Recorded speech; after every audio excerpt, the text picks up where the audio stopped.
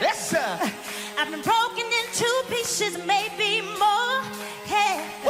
And some nights I made my bed right on the floor. Yes, sir. The enemy really tried to take me out. Hey. But we done got a whole lot farther and ain't nothing knocking us out. How y'all doing? This K-Man for Peace. I'm here with Sarah Brown-Derbah today. This sister has came so far. You guys, I'm gonna let you know right now, you're dealing with some power right here. She's the director and general manager at the Haley Funeral Home in Detroit. Southfield. I'm sorry, Southfield. I apologize. Thank you for correcting me. You can find her on Instagram at Haley Funeral Home Directors. And let me just tell you, I'm very and quite impressed with Sarah. She's graduated, studied mortuary science at Wayne State University, studied forensic science and criminal investigation at Mary Grove College in Detroit. Studied biology at Lane College, also studied secondary education. And if you're looking for Miss Sarah Brown-Derbah, you can find her at www.haley, Haley, funeraldirectors.com. Enough with the introductions, and I want to know, Sarah, what brought you to do what it is that you do? Okay. It was an incident that happened when I was in high school, because originally my parents wanted me to be a teacher, because both my parents are Detroit public school educators. They're retired now. So I had a friend who was living in the city of Detroit, and he invited me to a visitation. A family friend passed, and it was at a funeral home in the city of Detroit. So when you're young, you don't really see a lot of death. You know, it's not till you get older that people around you start losing them. So I had really very little experience with funeral homes, death. Well, I did have family that passed. It was usually older family members, great aunts and things like that. Mm-hmm. And they were in the South, because that's where my parents are from, Memphis, Tennessee. So everything took place at the church. The visitation, the wake, the funeral. I never saw a funeral home. Okay. So this was my first instance of actually seeing a funeral home, because I went along for the visitation. Mm-hmm. So it was a funeral home in the city of Detroit. When I went there, I was just a little shocked, just because I grew up in Clinton Township, Michigan. Mm-hmm. So little suburbs outside. I'm sure you're familiar with it. Yes, ma'am. Mm-hmm. And so I was born there. So it was mostly, white people in the area. Okay. I saw most of the funeral homes, which were white operated. I never gone in any of them. Okay. However, from looking at them from the outside, I could tell they were fairly nice facilities, nice manicured lawns. You could see maybe chandeliers, pretty lights. Mm-hmm. So my experience when I went to this funeral home was completely different, of course. Okay. So when I actually walked in with my friend, mm-hmm.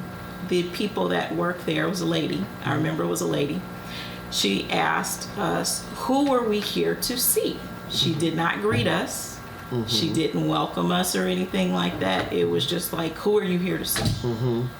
So that was, I wasn't accustomed to bad service. Right. So at that point, I was like, okay.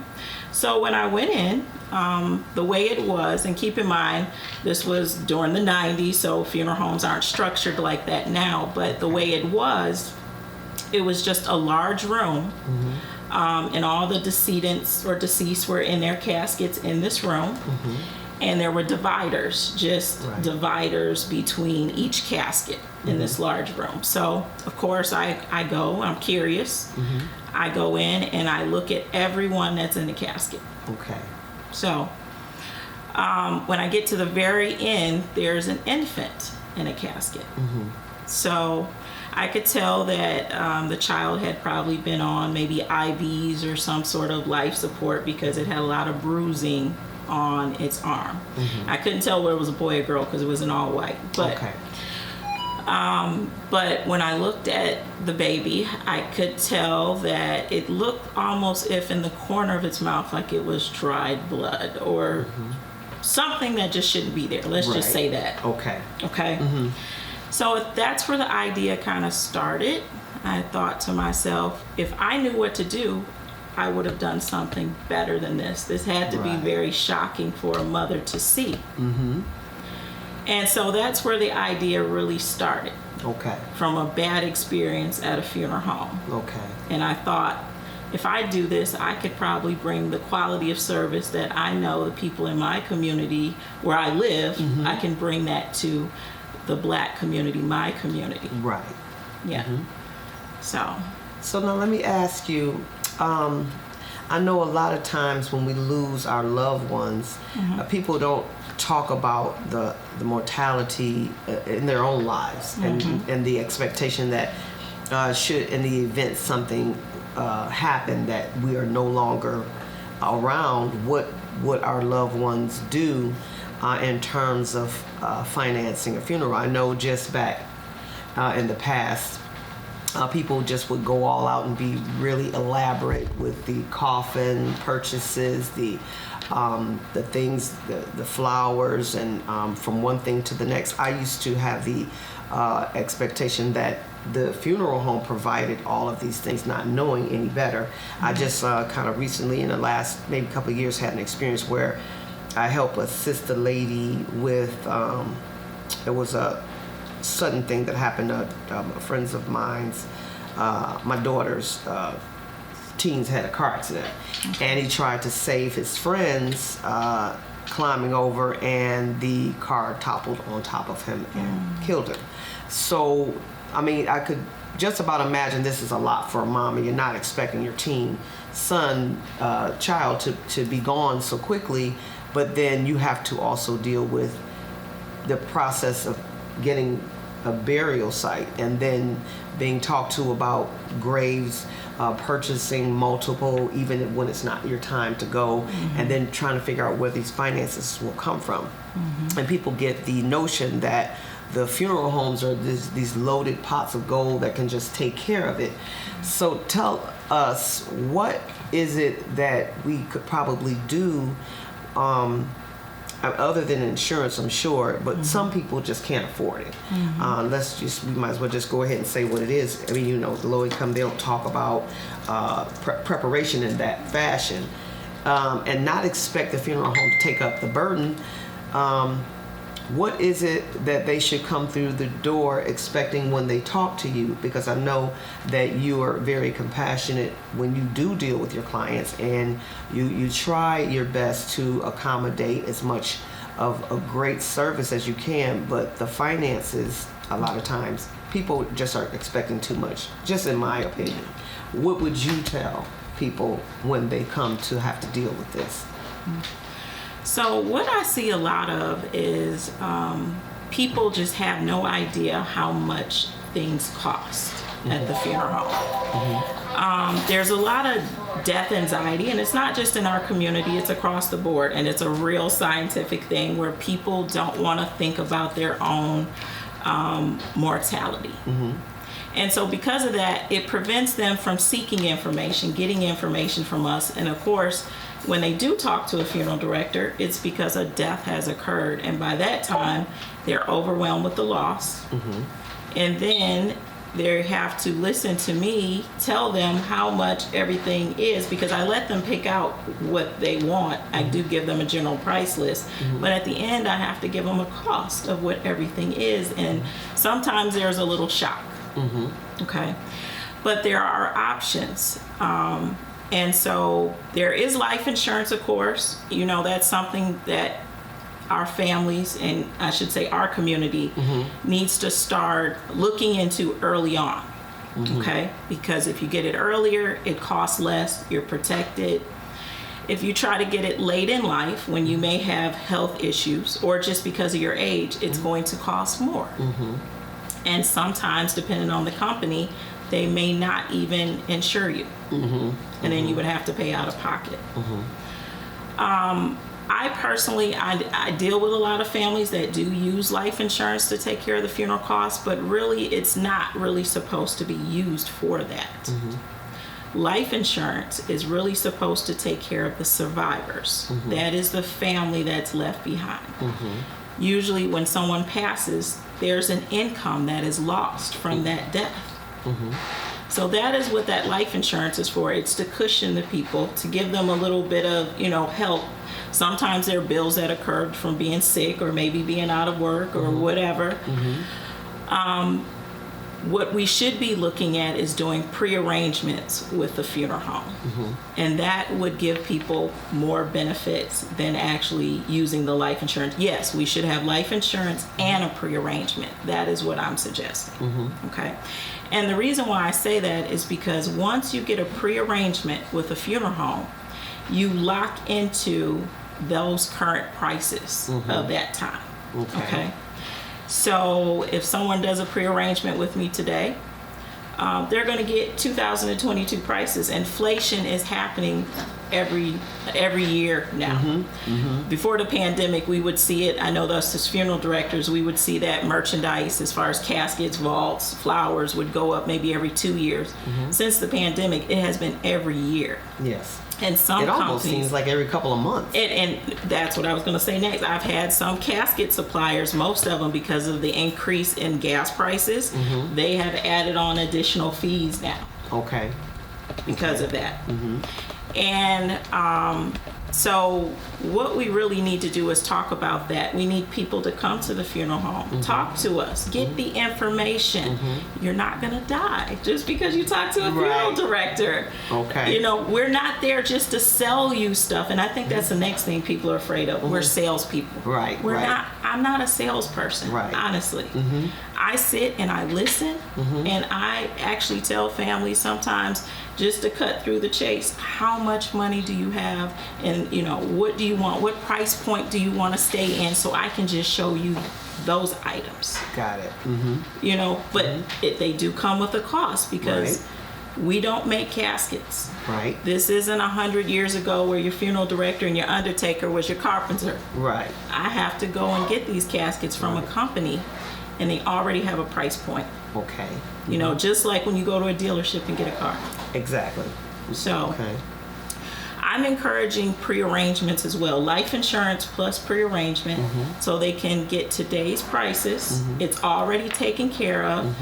You don't have to worry about paying extra cost in the future. Your family already knows what's needed. If they don't, when they come to the funeral home where the file and the pre-arrangement is, they'll let them know this is all taken care of. This is what your loved one chose. Okay. And that gives peace of mind to people. And it does, especially if you say somebody loses a parent and they're young, and say these siblings of that parent have gone on, and plus them. I've heard of people doing things like buying plots and paying on the plots. And so like maybe a husband and wife have bought a coffin plot and then paid on it, and so that when it's time, the other part of what they have to deal with isn't so hard.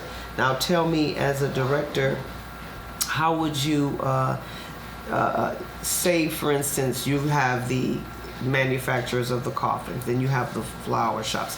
Do you all like kind of work together and do a package so that when time comes, they're here's what's left to be paid, that was the last of that, and so that helps them kind of get closer to the other thing that I wanted to also ask, is that including the service?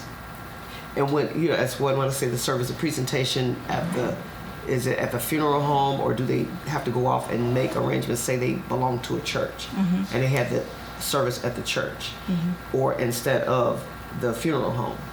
Is that something that people can talk about as well? Say they don't have a church home, some people don't. Yes. Is that also included when they are doing this prepaid burial package? Yes.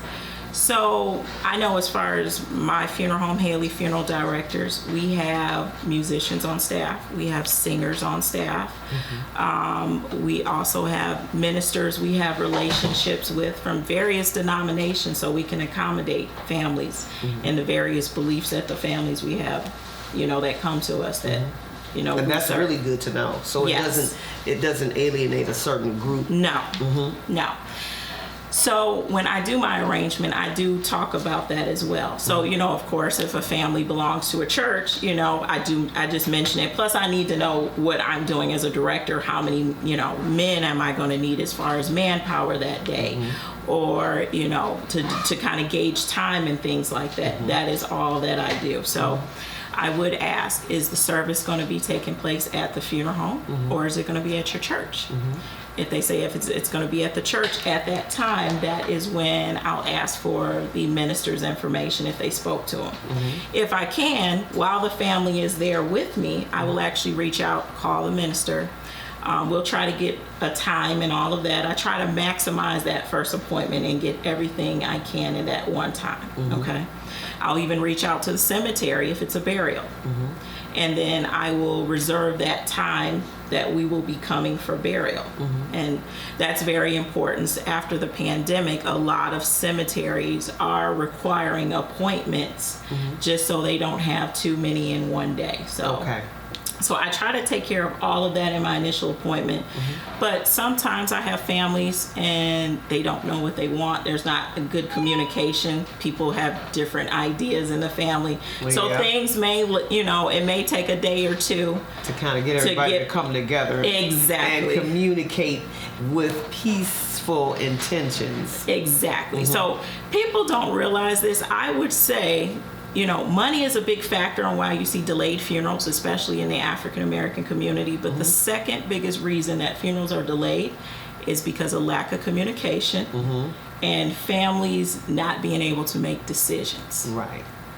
Okay. Because everybody has their own idea of what it should look like. Some people want this elaborate spread and others are conservative and say, you know, it should be this and let's just cut and dry. Now let me ask you this, are you guys sometimes run into people saying, well, we want to repass? Do you know of any organizations or any affiliate places that do these kinds of things? Can we include this in a package?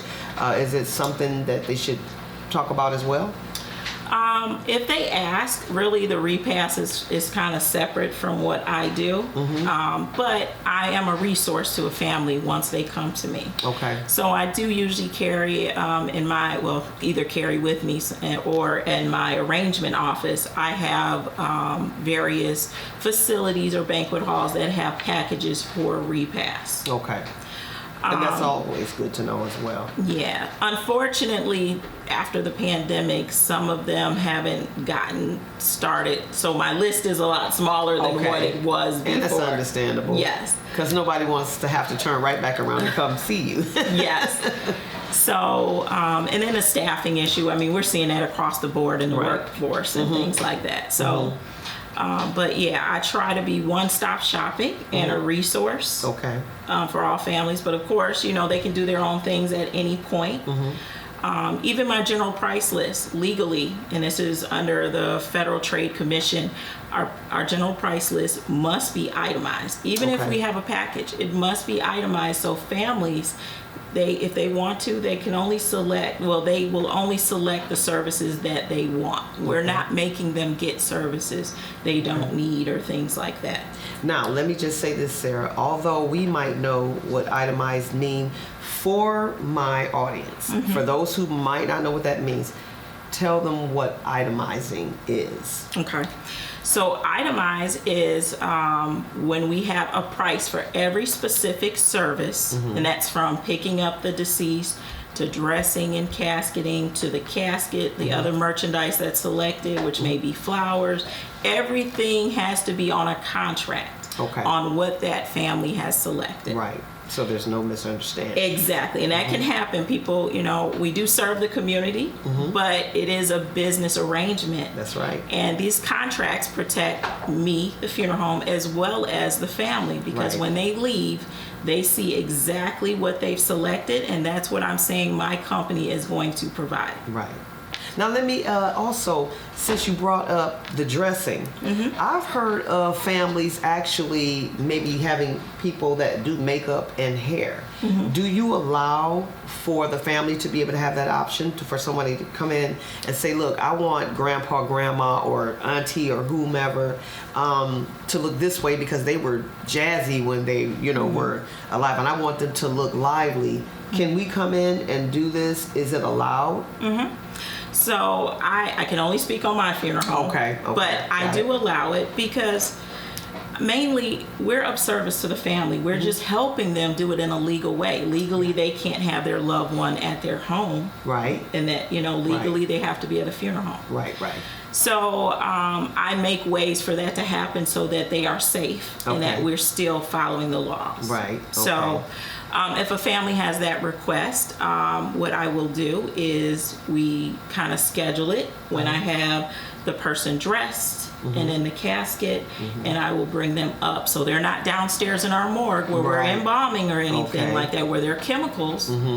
They'll be upstairs. But I do let them know they are responsible for bringing all of their makeup, all of their tools, or whatever else they need to use. They cannot use ours because I don't bring up what's downstairs upstairs because of cross-contamination. And the law. So yes. So like I said, that's one of the main things people fail to realize as a funeral director.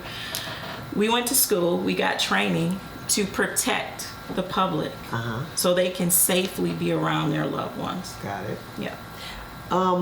The other thing I wanted to ask, do you guys say they're at the home and people are not really sure about what kind of insurance they should be purchasing? Because I know there are various types. There are some insurances that are whole life. Some get confused about term life. Some get confused about the kinds of insurance I won't mention the name, but it starts with the G, where you can purchase this insurance and then borrow against it later.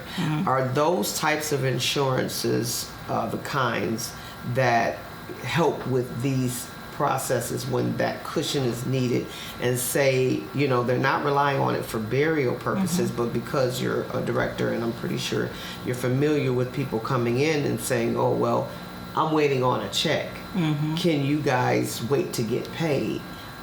How does that work? And how do you soften that blow and say, I'm sorry, these things have to be purchased and you have to pay for them now. I can't wait. This is not a credit card service where you can come in and swipe.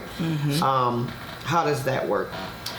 So usually in the arrangement conference, I, as the director, I'm facilitating that whole discussion. So after they've selected all their merchandise and services they want, and I slide them over the contract, whoever that legal next of kin is, or who's going to be the one responsible for the bill, that's when I let them know the policy of the funeral home.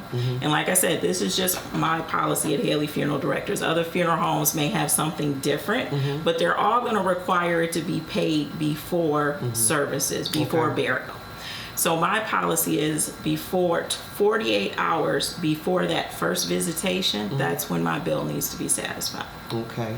And the other question I have is, what do you, has the funeral service industry thought of insurances of their own they can offer, so that when people come in to do these preliminary discussions regarding getting their own plots, maybe a tomb or maybe the headstone, and I know you probably deal with headstone service, but maybe something in that where it would pay for all of that, and they say, of course, you are the first stop, but say these other vendors that have to be paid, maybe they could have something like that to kind of pay for that stuff. Is some other kind of, is it something possible that could be presented to the industry? So and maybe you could be the leader and heading that? So what I do is, if you're asking as far as flowers and programs, is that what you're referring to, or you're referring to the cemetery? What I'm referring to is, say, just imaginary, I got somebody that I want to bury, but before all this, I came to you and said, Sarah, do you guys have a Haley funeral home? Besides me buying the plot and your service, something that I could add to that so that I could pay for all of these other services that have to go out, like the coffin, or say I want to go and have something with the repast? Can I include this in that so that when it's time, that money's there, not just paying for this plot, but actually paying for these other things ahead of time? Okay. So what I have done, and for families that come to me and want to do a pre-arrangement, when we do the pre-arrangement, I have no problem with them putting a certain amount of money aside for things, and that would be mentioned on the contract. Okay. However, I can't, because these are vendors outside of me, I can't guarantee those prices. Okay. Because they're going to change in time. Do you get my point? Because of those inflated kind of conditions. Yes. So what I would say is, well, if you want programs, because usually we do have an outside vendor who we have a relationship with, that's who I send most of my families to. I'll tell them, well, you tell me how much you want to put towards programs or how much you want to put towards flowers, and we'll add that in as the pre-arrangement, and that's what you'll pay. So if they want to, for example, say I want to put $1,500 towards programs, then we can do that. No, what I was asking was, would it be a good idea if the funeral homes started their own insurance program? Honestly, I know that there were different funeral homes in the past that tried that, and I'm not. Let's just say they didn't do the right thing. Okay. So but that doesn't say that you wouldn't do the right thing. I'm almost. I can't. I want to say that there are now rules and regulations on why we can't do certain things. So we can only do prepaid funerals. We can do that, and we have a license for that. The funeral home. Got it. Yeah. Yeah, because even though that sounds like a great idea, probably, for people like myself, lay people who don't, have any other kind of way or resource or don't know anything about the industry, that would be also good to know. So people don't come in with a preconceived notion that, well, all I got to do is pay the funeral home for this, and this. But you're just basically letting them know it's just the services. Well, we try to do one-stop shopping, so I can put these other things on my bill. Okay. Then we disperse it and pay it to those vendors. But if prices go up, they need to understand they're liable for those extra costs. Yes. Okay. Yes, got ma'am. it. Yeah. So now, can you give us a little more about if you deal with other funeral homes? Do you all collaborate? Sometimes when, things, do you ever get like a heavy load where you say, okay, this is a really big venue and this person is so popular that I'm going to probably need some help? Does that happen? Well, I will say we don't, unfortunately, funeral homes don't really work together and collaborate often. There is one funeral home that I do work with, because I had worked with them when I first became a licensed funeral director.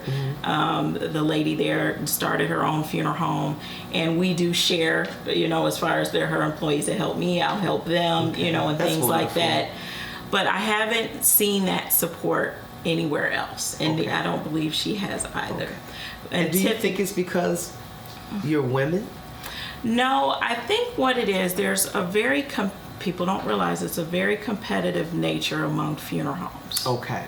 It's like one of these unspoken, it's like just, that's the culture of funeral homes. I'm not like that, but it's just the way it is. I don't think it's because of, where women, they do that, the men as well to each other. Okay. Now they come together when it comes to a lot of money and something going. If they've got to sit on boards and things like that. Right. But as far as serving the community, they pretty much do it independently. And I'll even say I won't name the funeral home, but there was a funeral home. It's still in the city of Detroit that gets a lot of large funerals. Most people hadn't noticed, but when they get large funerals, they actually get funeral directors from outside the state and throughout the country to come and work. Okay. Which is very disappointing. Yeah. It is. Especially when you are expecting to see who it is that's serving your community firsthand, and almost as if they're treating themselves as celebrities, it sounds like. But, yes. Yeah. Yes. And that's unfortunate. So we're going to close out. Sarah, I would like for you to give us your phone number, and and let everybody know that you're located in Southfield, people. Southfield. Yes. So that if they need anything, that you're open and you're welcoming the community. And I really appreciate your time, and I really appreciate you giving us all the information that we need to help us get on our feet. Because as a Black community, we really need to start getting our insurance together. Yes. We need to stop expecting that the funeral homes have all the answers and all the money, because they don't. And they're there for a business and a job, just as you would when you go to your job. I'm going to leave this with Sarah so she can tell us. Okay. So I want to add something else to this to this life insurance aspect. Now, keep in mind, I don't sell life insurance. I have relationships with life insurance agents for when I do presentations, because it's very important to protect families as well. I wanted to ask that. And so what we need to understand as the Black community, the African American community, is that life insurance is a very easy way to build wealth. It's a slow process, but it is absolute. Okay. A lot of communities that are non-Black, they know this. And that is the reason why you may see them working as a cashier or a teller at a bank or somewhere, and then yet they're living the American dream with a $300,000-$400,000 house or such, because their mother and father had these things in place.